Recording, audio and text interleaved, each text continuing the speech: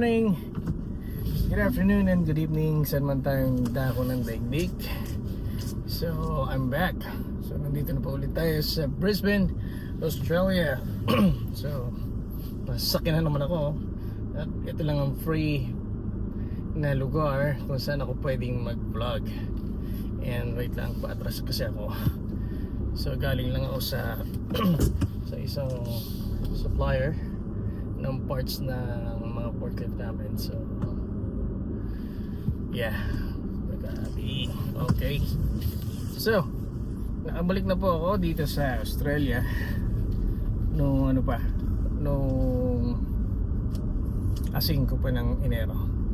So it's been 5 days. So hindi kagad ako nakapag-vlog kasi nga pagbalik ko sobrang busy, napaka busy kasi nga medyo malaki pa rin yung naiwang trabaho dun sa ginagawa naming shear machine na napakalaki. So hindi kasi yun natapos, hindi pa kasi tapos yun actually. So makabalik na po ako galing sa 2 linggong bakasyon na napakasaya, na kahit paano nakapagpahinga, nakapag-refresh, at syempre nakasama ko ang aking family. So back to work na naman. So kamusta nga ba? Kamusta ang inyong New Year, guys?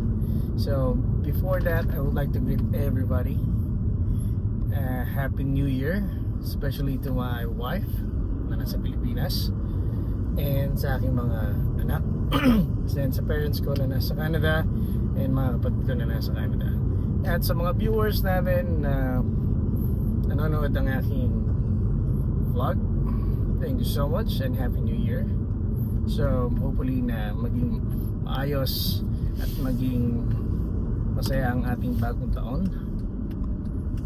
So kamusta nga ba ang Pilipinas?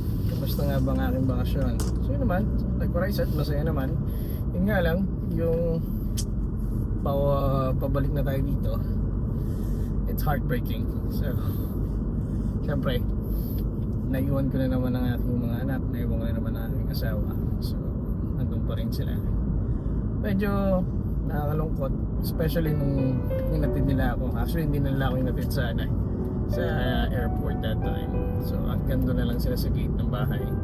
Lalong lalo na yung anak ko na babae, yun yung nakakapanlambot pag paalis ka, lalo na pag umiiyak yung bata.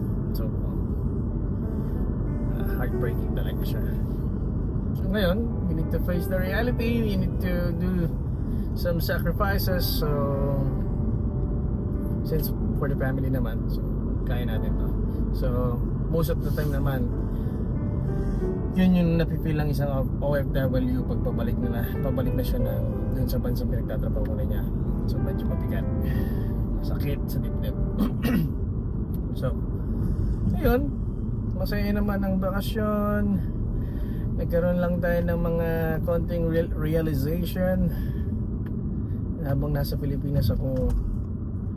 At isa doon is talagang masasabi ko,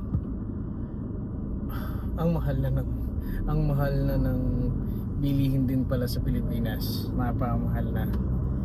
So halos lahat nagtataasan sa Pilipinas. Ang di lang yata tumataas sa Pilipinas is yung pasahod ng mga company sa kanilang mga empleyado. Kaya medyo siguro sa sitwasyon na yun, sa sitwasyon bilang empleyado na nasa Pilipinas, parang ang hirap budgetin ng pera, lalo na kung kumikita ka lang ng, especially kung kumikita ka lang ng minimum wages sa Pilipinas. Napakahirap siguro, especially kung marami kang bayarin mga utilities, kuryente, tubig, internet, tapos kung wala kang pabahay, apartment pa lang, kung bahan ka, so ang hirap. Tapos magkukommute ka pa, napakamahal na din yata ng pamasahe. So yun yung mga factor na na-realize ko na yeah, much better talaga i-pursue natin. Sabi ko sa wife ko, much better talaga i-pursue natin yung pag-migrate sa Australia. So this is not just only for myself. I'm always thinking about my kids, yung future ng kids ko, future ng mga anak ko. So syempre dito sa Australia, once na na-PR ka na,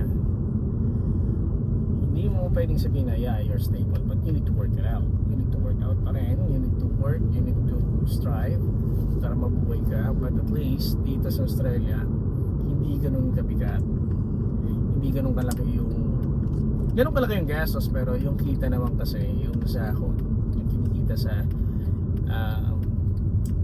every week na salary mo is enough to cover all the expenses ng family. Dito ang kailangan mo lang, tulad na sinabi ko from my last vlog, sipag lang at tamang pagpaplano araw-araw. Kasi kung wala tayo nun, walang pinagkaiba kahit nasa Pilipinas ka, kung magiging magastos ka, magiging malubo ka, so wala kang maipon. So dito talaga sa buhay natin is kailangan talaga tamang pagpaplano at disiplina sa sarili. Yun yung pinaka the best na tamang gawin para maging komportable ang buhay. So nga pala, good news, especially sa mga welder na nandyan sa Pilipinas, meron hiring ulit si BFG. Eto siya. So they're looking for TIG welders. So kung may mga kilala tayo, mga viewers natin, may mga kilala tayo, may mga kaibigan tayo, mga welders, and they are experienced welder, at least 5 years experience yung hinahanap nila, ayan. Then kahit paano, nakatapos ng 1 year sa college, so pwedeng mag-apply. So eto, mag-send kayo ng message dyan sa page ng BFG. So nag-hiring sila ngayon. So I'm not pretty sure kung ilan yung kailangan nila, but pwede nyong itry yan. Pwede nyong itry magpasa. At sinasabi ko nga sa inyo, like what I said before, BFG is 100% legit. Especially nandiyan naman si Ma'am G dyan, pinasist you guys. Once na nag-apply kayo, once na nagpasa kayo ng mga documents ng resume nyo, so pwedeng makuha kayo dyan, especially if you met their requirements. So ano pang hinihintay nyo mga welder dyan sa Pilipinas? Pasahan nyo na agad dyan. Okay, minsan lang magkaroon ulit ng pagkakataon na maghanap ng welder dito sa Australia. So I'm not pretty sure what company is that, kung saan dito yan, but si BFG, mostly na company na kinikater nila is magaganda naman. Like yung company ko, okay naman talaga, as in okay. So apply nyo na agad. Huwag na kayo magantay pa. Pasahan nyo agad ng resume, and if you could call them, verify kung opening pa. Pero mostly naman, most of the time naman, habang nakapost yan at hindi nila nilalagyan ng close, ibig sabihin opening pa. So pasahan nyo na agad. It's just only 2 days ago yung post nila. So pasahan nyo na agad yan. So actually, teka lang, naalala ko lang pala, noong last December kasi magkausap kami ng boss ko eh. Naghahanap din siya ng welder. So alam ko dadalhin yun sa mines namin. So I'm not pretty sure dyan sa post ng BFG if related yan sa amin. Hindi ako sigurado, but I'll ask Ma'am G dyan kung related sa amin yan. So lagi nyong i-browse o lagi nyong i-visit yung page ng BFG, and most of the time naman, every month nagpo-post sila ng mga hiring. So try nyo nang apply niya, mga welders. Try nyo na yan, sendan nyo na agad ng resume yan, para kahit paano masubukan nyo. Kung makakapasa, that's a blessing. Kung hindi man, try it again, try until makapasok tayo ng Australia. Okay? So wala akong masyadong may vlog ngayon, that's why medyo maikli lang tong vlog ko, kasi I cannot discuss anything anymore right now, because nandun ako sa point na naghahabol pa ako ng mga trabaho. So yun lang, diniscuss ko lang yung opening ni BFG. Try nyo na agad applyan yan, try nyo na agad pasahan yan, baka sakali lang mga kapatid makapasa tayo at ma-hire tayo dito sa Australia. Then sorry to say, hindi pa ako nakakahanap ng iba pang agency dyan sa Pilipinas kung sino yung mga nag-hiring. Pero I'll try to check again maybe by next week pagka nagkaroon tayo ng oras kasi medyo busy tayo ngayon, I'll try to check kung anong mga agency pa yung mga hiring or nag-hiring papunta dito. Then magpo-post ako or sasama ko sa vlog ko kung ano yung mga agency na yan. Then of course, nga pala, sa mga safety officer, safety engineer, safety manager na katulad ko, so antabay lang kayo kasi may kinakausap ako ngayon na consultant.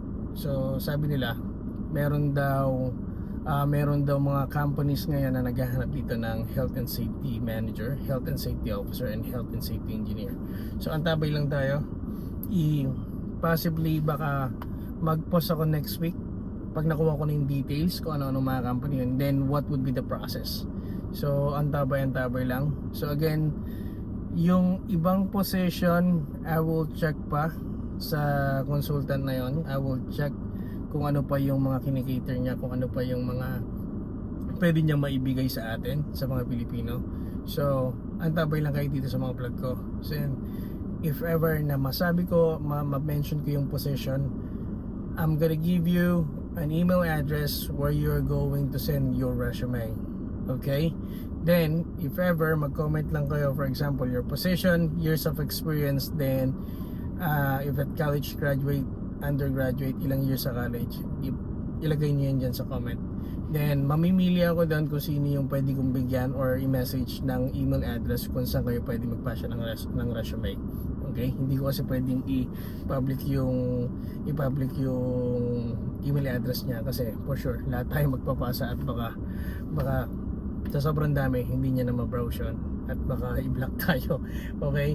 So isa-isahin ako na lang may mamimili. Just put your experience, ilang years yung experience, tapos yung educational attainment nyo, kung undergraduate, graduate ng college, ilang years sa college, then ano yung position.